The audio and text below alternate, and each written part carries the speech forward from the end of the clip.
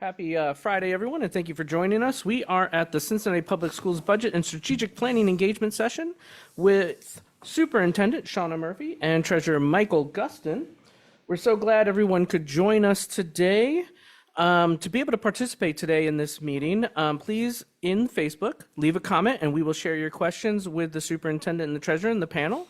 Or if you're on Zoom, you can raise your hand or leave a question or comment, and we will, again, share it with the panels. So thank you. And I kick this off to our superintendent, Thank Shauna you, Murphy. Rob. Good day, everyone, and thank you for taking time out of the middle of your day to join us for the CPS Budget and Strategic Plan Engagement Session today at 1 o'clock.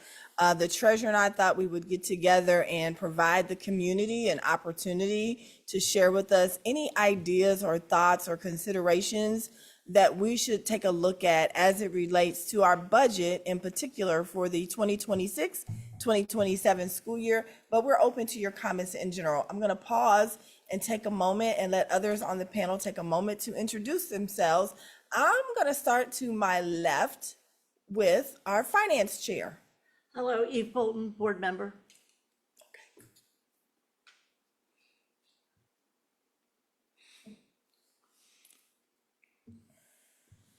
Hi, Brad Smith, CFT field rep.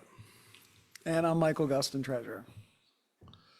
So I think if you are familiar and follow Cincinnati Public Schools, you do know that this is a high season for creating our budget, and we have public sessions every other Monday in order to have those conversations with the board and with the people. And so I think Treasurer Gustin is going to kick us off, letting us know where we are right now with the budget in terms of the dollars we have to work with our 34,000 plus students, our 6,200 staff members that we're super proud of every day. Treasurer? Thank you, Superintendent. Yeah, just to kind of set the stage here, we are looking at a budget target of $627.9 million for next year. So that's a little bit below what we budgeted this year, and so we're working through the process with the board of getting the board a budget that they can approve. The deadline for that is June 30th, so we're working to that progress. To this date, the board has approved a group of items that we would call legal compliance items. So these are things that are required just to run the district, and we're working through a process to finish out the budget. I also just wanted to say, from a high level, part of where we're at with the budget season is a direct result of the property tax legislation, property tax reform legislation that was passed. It's a result of continuing kind of on de-investment of public K-12 schools by the state. And so those two factors have put us in a difficult situation where revenues are going to be flat for the foreseeable future. And so part of that requires us to continue to tighten our belt. So I don't want to talk for too long because we want to get your comments and your questions out there. So before, Rob, we see if there's anyone with a question, I do want to give the other panelists an opportunity for an entry remark.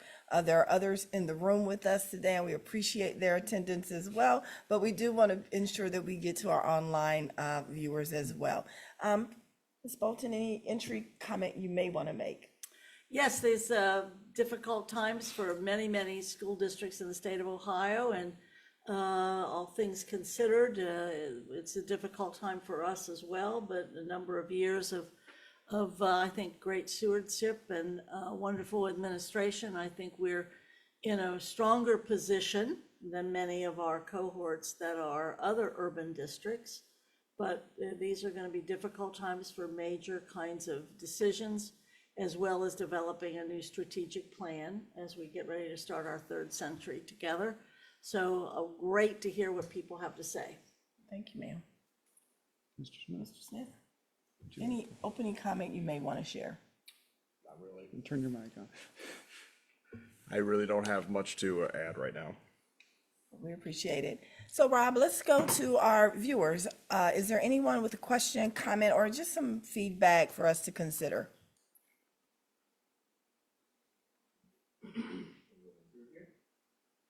Yeah, thank you, Superintendent. Our first question is about the timeline that the board is using and what the different segments are, and explain a little bit about high priorities, legal compliance, and the pathways. Want me to take that one? Sure. Okay. Thank you, Treasurer. My pleasure. Yeah, so kind of as we stated, the real end deadline for the board to approve a budget is June 30th. That is required by Ohio law. If it's not done, the board cannot spend any additional funds. So that's a hard deadline. The last, scheduled board meeting for this year is June 22nd. That's kind of the end result. Working backwards, that the attempt was to do the budget in pieces more than all or nothing. So as we mentioned, we did the legal compliance items, and we shared all the detail behind that. If you go back and look in board docs at prior board meetings, we've shared some very extensive narrative as well as some detail of what those items are.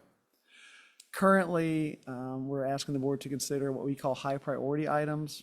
It's maybe not the best description for it, but these are things that we believe would be things that are going to be part of the budget. They really are more compliance items, so they get us to a level of compliance with existing collective bargaining agreements, with some state and federal laws around education, with doing some minimal operations of the district. From that point, and you'll see this in the slides that we go through on Monday, or the slides for the Budget, Finance, and Growth Committee just ended, there are a series of pathways. And so what we're working through, and I'll let Superintendent dig in a little, is each pathway is a different way to envision the district over the next year. Each of those has their pros and their cons. Each of those are reasonable, attempts to solve the question of how we have a balanced budget and provide the most benefit to our students. And Okay, so- Superintendent, before you jump in, sorry, we have had an influx of people who have joined, so I want to remind them how to participate. Absolutely. Thank you if for the you're- influx. Of course, if you're on Facebook and you would like to ask questions, please leave your questions in the comment for the panel. And if you're on Zoom, please chat the host and panelists or raise your hand, and we will either take your question in person or we will go ahead and share your question with the panel. So again, thank you everyone for joining us. Thank you for that, Rob. So I do want to talk about the potential pathways that administration has presented to the board and to the public in order to get us to where we want to be to have a successful school year. The first pathway is what we're referring to as a decentralization, or maybe better posed as a returning to the schools, or supporting the schools, or uplifting the schools, and making sure that they have everything they need to be able to be successful during the school year. The second pathway is around pre-COVID. And what that means is thinking about the dollars that we had at that season. So 2020, 2021, what things could we do a little differently or even stop doing that would get us back to the levels of service that we had at that time? Not to say that anything that's been added since that time would no longer be with us, but maybe there's an opportunity to think about how to do business a little differently. And then the third is something I'm super proud of because our district is well known for working with our partners. And so maybe there are some additional things that our partners are interested in doing to help us along the way, as they have been, that we can talk a little bit more deeply and approach them in a different way. The final comment I'll make about those pathways is we have had commentary about a mixing or a blending or a hybrid model that might consider the best of the best concepts from each of those three pathways at the end of the day.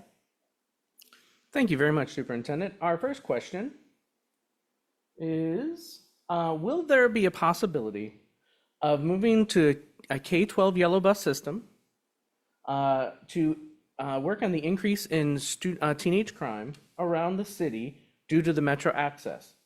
Could this be something that is revisited? Oh, sure. Yes, ma'am. We cannot afford that. Period.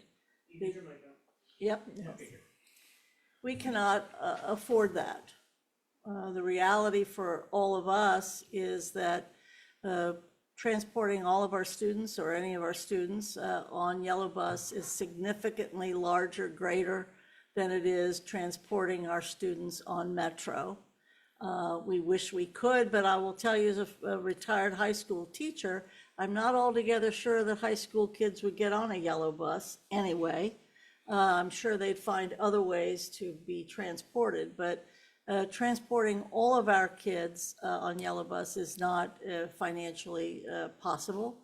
Currently, we spend almost, $45 million on transportation, and we want to maintain providing that, as a number of big cities have kind of changed their transportation by not offering it because it's so expensive. So no, that's probably not an opportunity, and I don't think that there's a linkage between that and this discussion of youth crime. I don't think there's a connection either. Go ahead, Brett. I would just like to add that beyond sort of the cost prohibitive measure, nature of it, there's also the issue of just we don't have enough drivers and enough buses. Right, there you go. Very, very true. Very good point. And we don't have enough drivers or buses nationally, nationwide. We don't. It's a true issue. But I do want to give credit where credit is due as it relates to some of this youth violence and connected to the transit centers. I almost don't really want to talk about it, but I do appreciate the work of community members, including Ms. Iris Rowley, who has a whole plan for working with young people and talking to young people and monitoring young people and feeding young people at the transit centers. I think that has improved. They have amazing numbers around that, and so much so getting special recognition for the work that's being done. So I do not think that there is a connection between and among the two.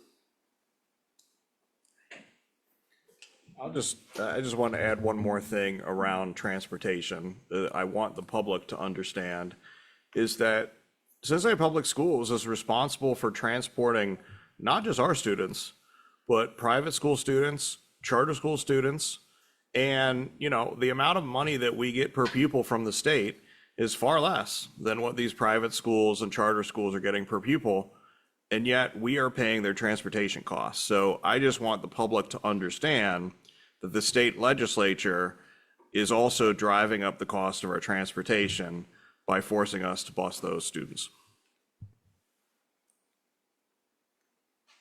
Thank you so much. And again, as we have a large group of people, if you want to participate, this is a roundtable for you. So please feel free to send your messages through Facebook, through Zoom, and we're going to ask those questions here. Our next question is, what financial tensions is the district seeking to balance in the coming year?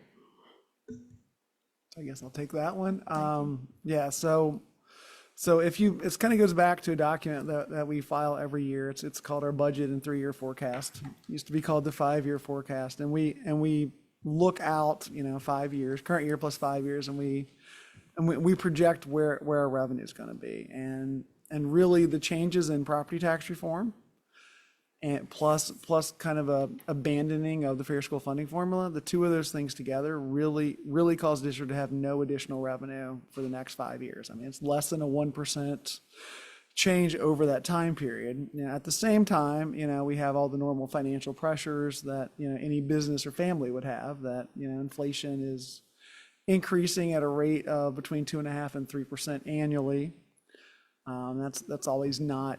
It's not across the board. Some things grow a little faster, but our revenues aren't keeping up with inflation, and really a lot of that is a direct result of things that are done in Columbus. And so we are adapting to those external pressures as best we can, but what that means is a budget season where we have to make some difficult decisions to stay within our budget. We have a commitment to pass a budget that is sustainable. We have a commitment to stay within our resources, and the board takes that very seriously, as does the administration.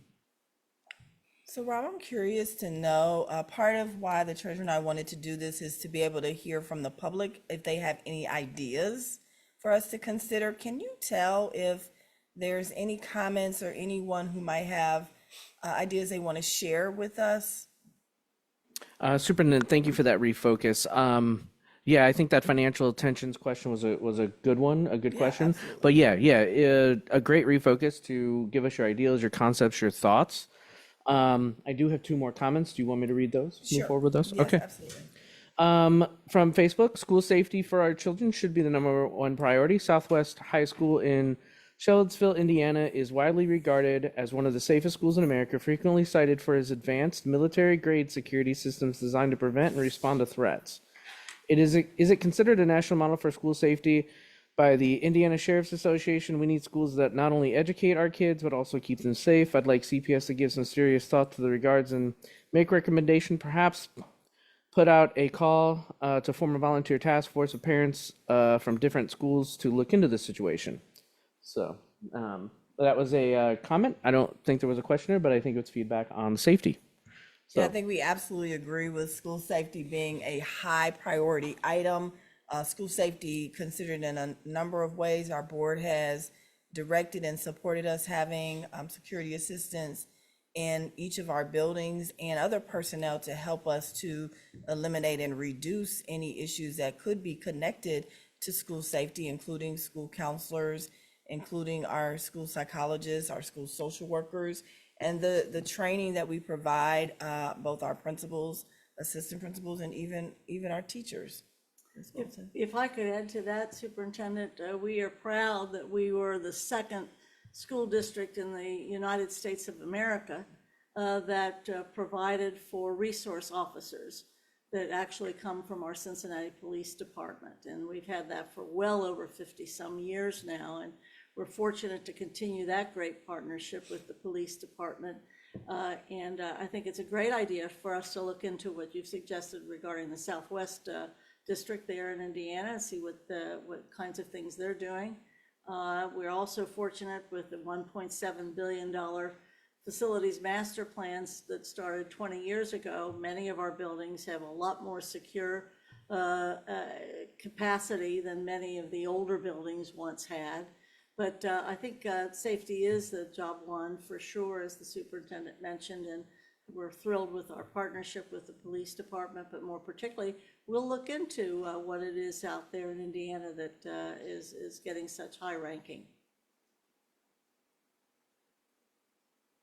Thank you very much to the panel. This is a follow-up to the K-12 busing. Not being able to afford it does not explain why a bus that is visiting the same neighborhood can't also pick up 7th to 12th graders in the same neighborhood. A good project manager could help figure this out. So I think their question is around why high schoolers can't ride on the yellow buses if they live in those neighborhoods. So It's not even necessarily that they go to the same neighborhoods, but it is the cost too of there's a huge cost difference between riding the yellow bus and riding the metro, getting a metro card. And when you think about the vastness of the school district and not the slice of the pie for an individual school or what an individual neighborhood, strategically, we have to look at the district as a whole when making many of the decisions that we have to make around the budget and around the various strategies of how we'll do business and how we'll operate efficiently. Could I add too regarding our teenagers? When you talk in terms of metro, understand that our kids come to and from school, well, obviously for the school day, but many of our high schoolers also have extracurricular activities. They also have jobs, and many of them have to return home at a particular time to take care of younger siblings as such. So the freedom that is afforded us by the Metro Pass, I think also needs to be recognized as a convenience for the families. But transportation is a top priority for all of us and a tremendous expense to the district. And it's critical that we do it right. And over a number of years, it's been very hard to find the right way to do it. The best way we once had was the special routes for our students on Metro, but those are no longer available to us through Metro. And I think over the last 3 years, we've started to figure out how to best handle this access that the kids have now. thank you very much, Board Member Bolton. I'm going to have a reminder because, again, we have another influx of visitors. So if you'd like to participate, please click your comment or share your comment on Facebook in the chat. Or if you're on Zoom, you can comment us directly to the hosts and panelists. We are hoping to look for your ideals and concepts around the budget and things you would like us to look into or be mindful of as you ask our panelists. Our next comment. Are we looking at following Columbus Public Schools and determining private school and charter school transportation to being a financial burden? So I think they're asking about that model a little bit. So yeah, I mean, I've worked with the folks at Columbus for a while. Pardon me. Bless you. For a while. I know they've had a lot of interaction with the state about their transportation costs. Their former treasurer, who's since retired, really fought hard against the state. I don't think that worked out well legislatively for them. I mean, they had a cease and desist order at one point. I mean, there were some things. So we're trying to do the right thing inside the law as best that we can. I think that's And in Cincinnati, we are transporting to charters, private parochials. We are trying to work through that. It is very expensive. I know I've heard the Columbus superintendent say that it costs her more to transport children who don't go to Columbus public schools than who do.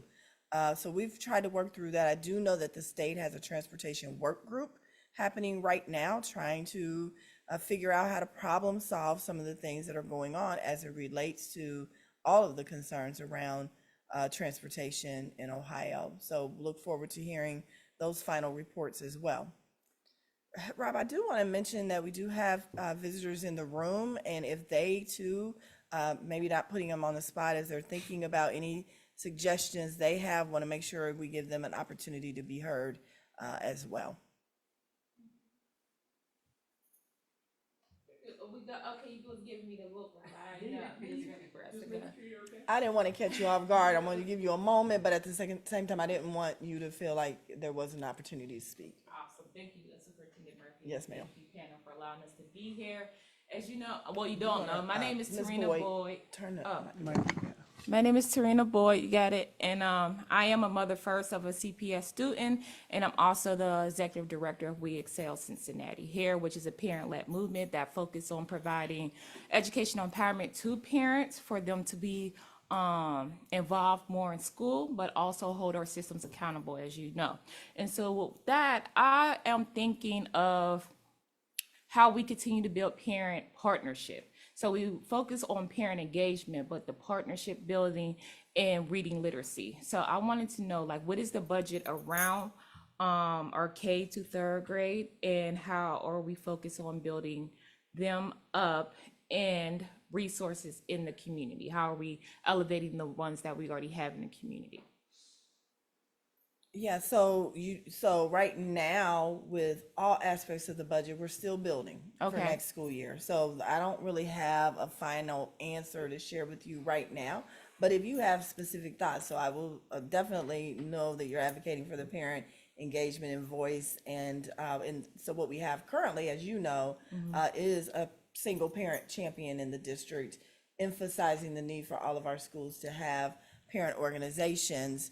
But I'm hearing you say, continue to do that work and figure out how to grow it as well. We have not yet carved out what that K-3 piece looks like for next year. We have ideas, but as we are continuing to present pieces to the budget, more will bubble up to the top. But if you have specific ideas you want us to consider, this would be a great opportunity to share. Absolutely. So with We Excel Cincinnati, we have recently launched Read to Rise, which is a high dosage intervention literacy pilot program.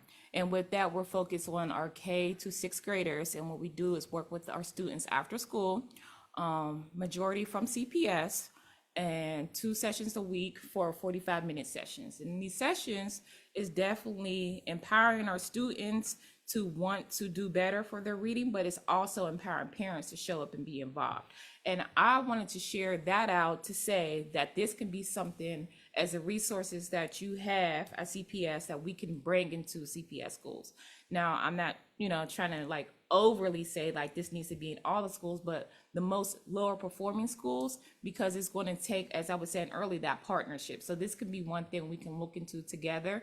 And I also want to focus too on the reading literacy is definitely important, but also our chronic absenteeism how can we work together to find out what is the initial issues at home, and build that up instead of just, the same kind of outline that we had that we were talking about in a policy meeting last week. We need to develop some more. So I think that could be another, definitely another avenue, but also, what word am I looking for, y'all?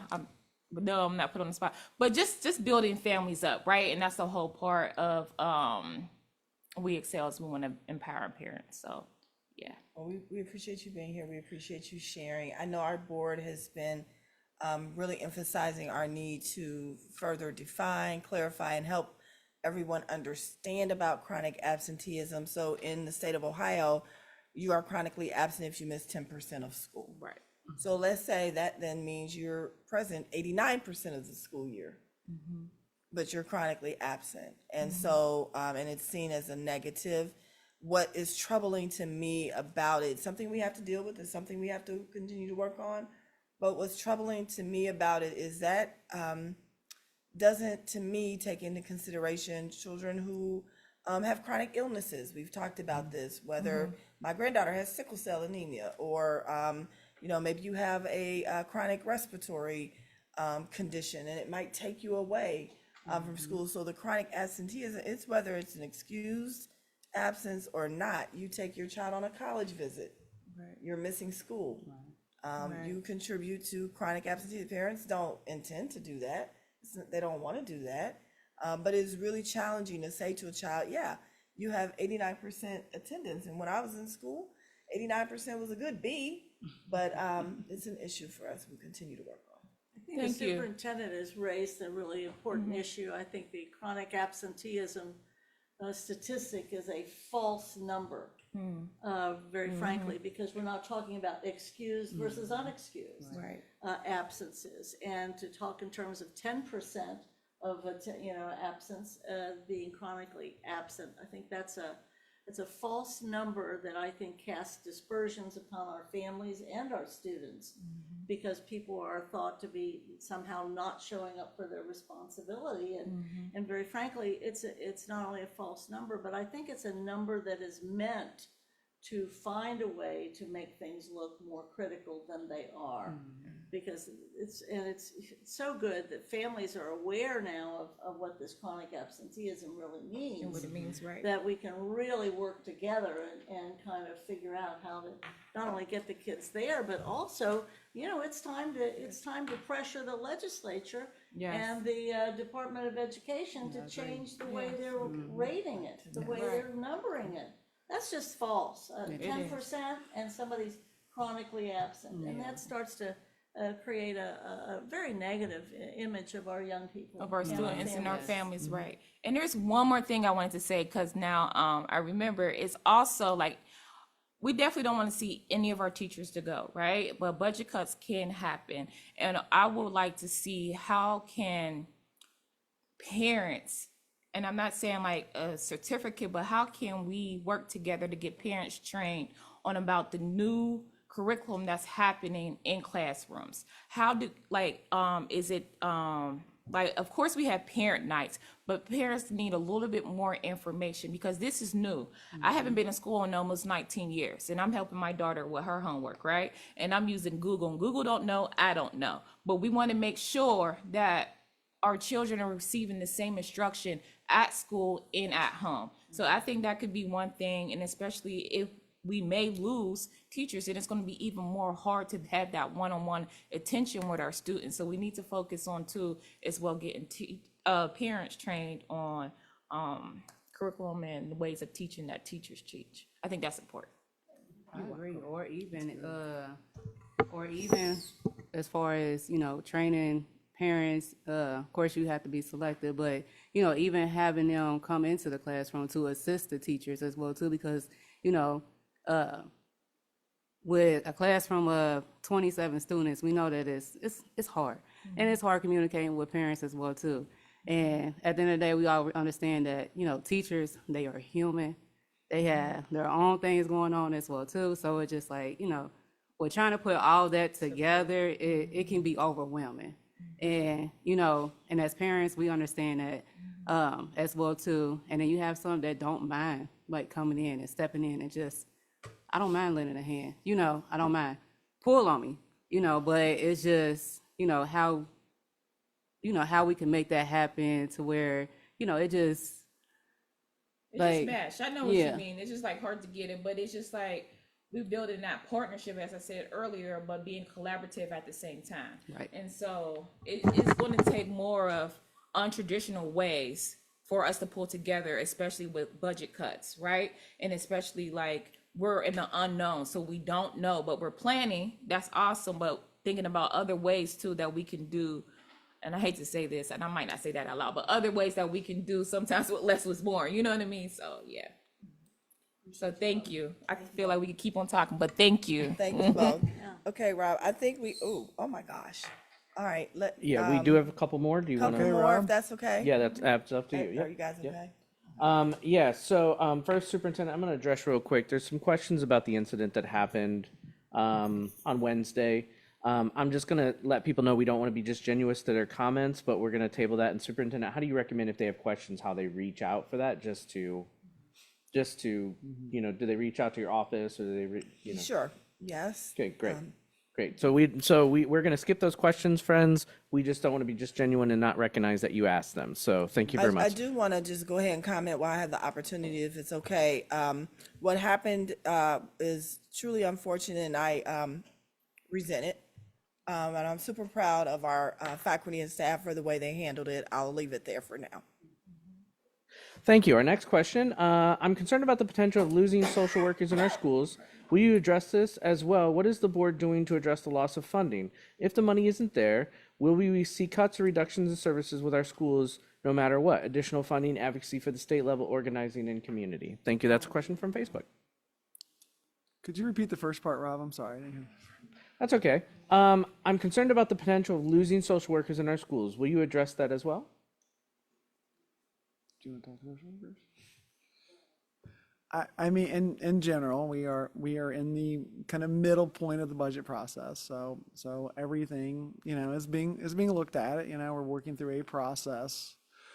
High level, without talking about any particular group. You know, the budget pressures are tough. You know, funding is not going up. The state has not really kept their end of the bargain, and so tough choices have to be made. I think the board member Bolton could probably talk about, you know, somewhat about the higher level from the board perspective on this. I think it's only fair to say to the public that in all likelihood, there will be significant staff cuts.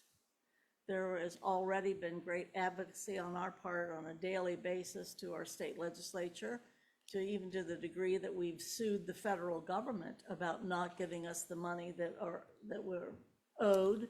So we do advocate on a daily basis. We do also sue when necessary, the federal government not providing what they should. And from a standpoint of the kinds of cuts, they're going to be significant because the state government has a dwindling percentage of support, as well as increased mandates, as well as forcing us to do things that cost us in order to provide for other students that are not even within our district. So it's going to be a difficult several weeks ahead of us. And it's very likely that we will need to ask the community in short term, something we haven't asked for 10 years, which is new revenue from our citizens.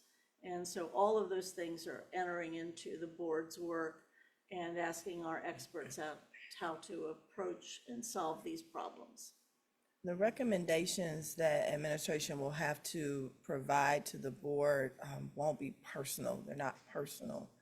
But I do understand how people internalize them as personal, because you may think it's commentary on the value you bring to the table, where that's not the case. For years, our board has demanded that we ensure there are certain levels of work that's done in all of our schoolhouses. We understand that, and we've been able to rise to the occasion.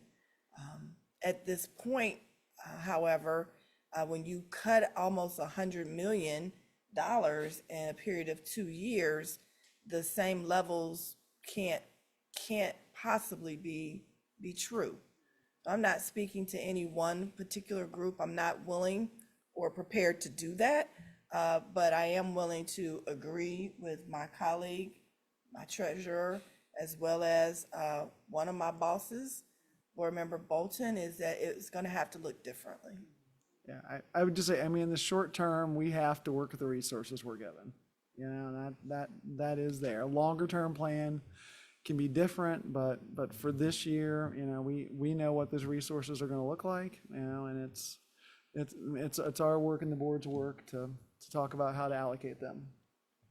And I just want to add that, you know, we're going on 30 years now that our state Supreme Court declared the way that we fund public schools in Ohio unconstitutional, and we still don't have a constitutional funding formula.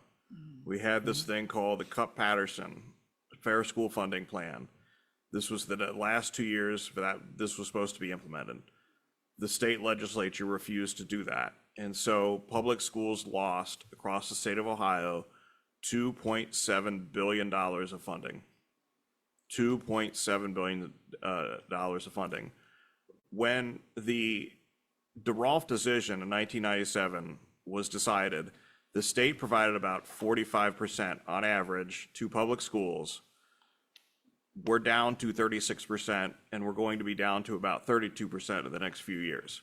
So this, I guess what I want to say is to the community and to the parents, we also need you to reach out to your state representatives and ask them to actually constitutionally fund public schools. Perfect. To the panelists, we do have a number of comments and questions. So just to note brevity, we want to try and make sure we get as many as possible. Is there any way to redirect Ohio's EdChoice funds back to the public? And that would actually be a little bit of what Brad was talking about. I think exactly, yeah. Wouldn't that be great?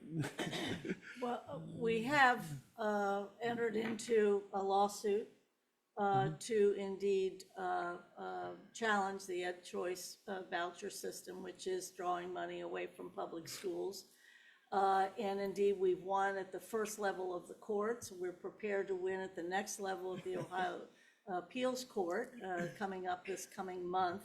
And then we'll be going to the Ohio Supreme Court. So your district has taken on the responsibility with 300 other school districts to challenge the EdChoice voucher system. And we must win that. We must win it. And we are proud that the people have supported our efforts. I know Rob wants us to be brief, but I think but I think it's important to understand the changes in the EdChoice voucher system over time. Yes. And this last iteration took away any income requirements. That was part of the initial. I mean, the initial EdChoice vouchers there were income requirements, and your child had to attend a public school to start with. You know, they've taken away both of those requirements. So this last increase in EdChoice vouchers was a whole lot of folks who weren't attending public schools to begin with. So the change in public school enrollment was very little compared to the number of folks receiving vouchers, but it is an income stream that's been diverted from your public K-12 schools. And just to sort of emphasize that, the community that had the greatest increase in vouchers in Greater Cincinnati was Indian Hill. And what's the second and the third? I would have to look that up, Probably but not Cincinnati. Indian Hill in Greater Cincinnati was the largest increase in vouchers. Of 69,000 new vouchers that were created last school year, 17% went to low-income families. I also just want to point out that the amount of money that districts, public schools get per pupil from the state of Ohio is less than the cost of a voucher.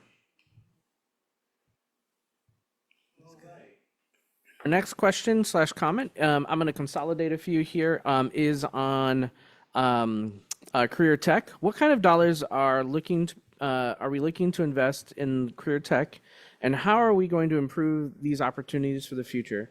I also then have a follow-up question from someone else about if we are going to partner with the Oaks. So, Yeah, great question. So, career and technical education is near and dear to me.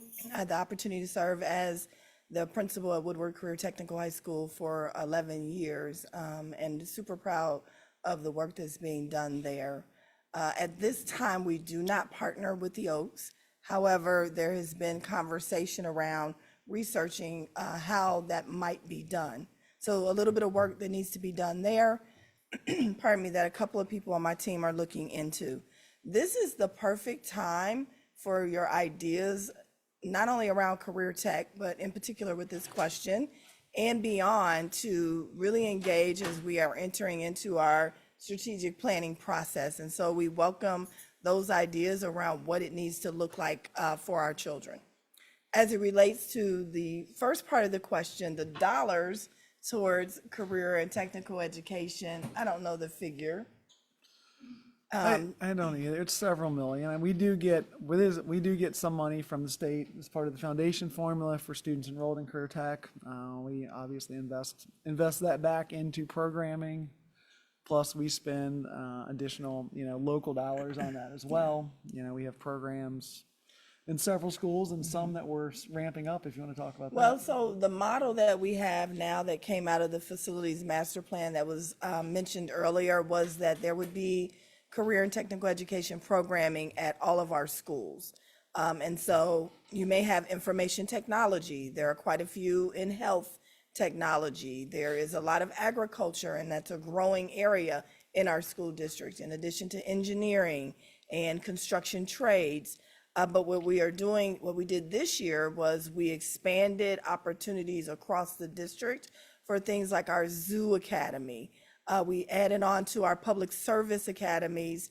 We've had them at West High for several years, probably since about 2020, I believe, in the area of firefighting. And this year we added to Withrow the public service aspect of the work with the police, focusing in on criminal justice.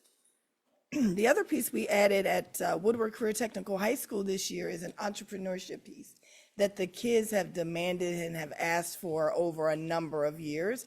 That program is going really well, so much so next year we're expanding that and opening the seats there for young people across the district to be able to participate in as well. So looking to grow more and more of our career and technical education opportunities over the course of the next few years. And we're ripe into being able to do that right now as we're in our strategic planning work. And I just wanted to say thank you to our superintendent because she's done a really great job of expanding access to career tech. Our previous superintendent missed several opportunities to sort of expand career tech. And so I just want to say thank you to our superintendent because she has done a wonderful job of expanding access. Thank you. We have a fantastic team. Awesome team. thank you very much. A quick note from President of CFT, Julie Sellers. She says her first comment is, it is the board's #1 priority to make sure the district is funded. Her second comment is that the Cincinnati Public Schools does not pay the Oak Hills levy. So they do not pay into that, the city of Cincinnati. So thank you for those. Our next question is there any interest or any, and I'm paraphrasing, so I apologize, in selling buildings to help with the budget? We actually have some properties, I wish General Counsel Hoying was here. We have some properties right now that we're looking at selling. I don't know if I want to pitch it to Ms. Bolton or, but yes, there we go. Here we go. Yeah. Board Member Bolton. We have, right now on the market, we have 3 different properties. They are not buildings, but they are properties in the Winton Hills area, and also in Clifton and I'm thinking on Glenwood Avenue, and there are properties that are available. And I think we do have to look at our full inventory of properties and buildings to be able to right-size ourselves and more particularly offer opportunities for development by the community. And if you don't mind, with Julie Sellers, she reminded me, if you're interested in more information that Mr. Smith brought up and the conversation around vouchers, we are having a session on April the 22nd. April the 22nd in our Interactive Learning Center here at the Education Center at 5 o'clock, I believe. There will be guest speakers. This is being hosted in conjunction with Cincinnati Federation of Teachers. President Sellers will be there, Treasurer Guston and myself. We hope that you can join us for that as well. We'll be having these very kinds of conversations. And I'll just add that you will learn a lot at that session around school funding in Ohio. Please attend. Thank you. And if you can't make it in person, we will also be streaming that on Facebook right here. Thank you, Rob. So thank you for that. All right. Any plan to bring back history teachers? We all know we're overwhelmed with teachers are, but this is an important subject, especially when it covers sensitive topics like slavery. And they feel that it's overstressing some of our science and other teachers to cover this topic. Board Member Bolton is a former history teacher extraordinaire, and we honor and value history, social studies teachers in our building. It is a graduation requirement, but beyond that, it's very valued. And so I don't know about bring them back. Don't know that they left, but maybe there's some other aspect of the question. No, they're just saying that I think their science teacher might be helping with history, so maybe Oh, I maybe got some you. follow up with their principal see. or yep, Okay. yep. Thank you for that. Yeah, I mean, I think in our environment, civic education is more important now than it's been in quite some time. So appreciate all the history teachers out there. Thank you. Our next question is about the strategic plan. How can people get involved in the strategic planning process? Like all of you wonderful people are here about the budget engagement. Thank you. And there was some feedback about this is being done during the day. And some students couldn't attend this session today because it was during the day. And also how students can get involved in the strategic planning session and how they're going to participate. That's So a great question. We do want our student voice. We did have a student voice session last Friday with the superintendent, Student Leadership Council. So we're working with Rice Educational Consulting and Bellwether. Rice is a local company, so we're super proud of that. And then Bellwether is a more national company. Both are working on some level of engagement, but the majority of the engagement is with Rice. If you want to reach out to us, give us your name. We can let you know when there will be another session. There were opportunities to engage at this past Wednesday's district-wide LSDMC session. Of course, that's open to parents, it's open to community members, and students can participate along with our faculty and staff. thank you so much. Superintendent, I'm going to just share a brevity of the conversation that's happening, including Dr. Moffitt, our board vice president, talking about the pros and cons of OAK and the OAKs themselves. There's a pretty robust conversation happening on Facebook. So to kind of close that out for this group, I'm going to let you as a panelist know to maybe refer to some of those comments and Okay, I questions as appreciate that. feedback Absolutely. to be able to be a part of that conversation. So we don't want to dismiss it for everyone who's watching, but we also just want to let you know that the superintendent and her communications team is going to jump in and take a look at those comments and that feedback. So thank you so much for that. And we appreciate the comments. Okay, I think, my friend, that is all if we don't address that. Thank you, everyone, again, for all of your feedback. And I will premise real quick that there is a lot of interest on Facebook, again, about the trades in general, whether it's connecting with plumbing, HVAC, things of that nature. So I'm going to refer that back to the committee here. But yeah, any closing remarks from our group? I believe I simply just want to say thank you again for taking the time to join us, for sharing your ideas here in person in the room, as well as jumping online. I appreciate Board Member Bolton. I appreciate having some voice from the Cincinnati Federation of Teachers. Thank you, Mr. Smith, and it's a pleasure to work with Treasurer Guston. Always. Mr. Crossett, Board Member Crossett, oh my goodness. Mr. Crossett is in the room as well. No, we're glad you're here. Our Assistant Treasurer is in the room as well. Glad that you are here. Thank you very kindly. Have a great weekend. Yes, thank you.